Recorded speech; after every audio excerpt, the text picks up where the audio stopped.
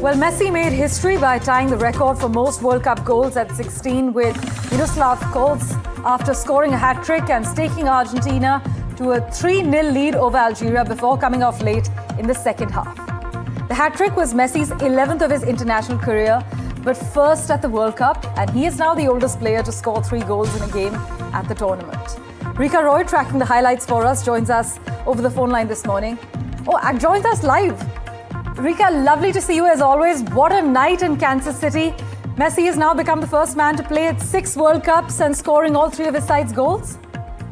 Well, yes, he lit up the Kansas City Stadium and enthralled 67,000 spectators inside the stadium and millions around the globe with those 3 strikes to find the back of the net. He could have had a 4th, but that was denied by offside. That was early on.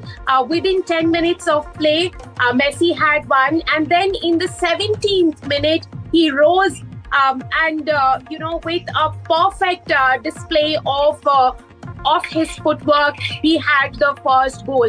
Second, of course, came 15 minutes after the break in the 68th minute of play, which was a silly mistake, I would say, by the keeper, Luka Zidane, who's the son of legendary Zinedine Zidane, and he left the net open for a magician called Lionel Messi. Messi also found the back of the net for a 3rd time in the 75th minute.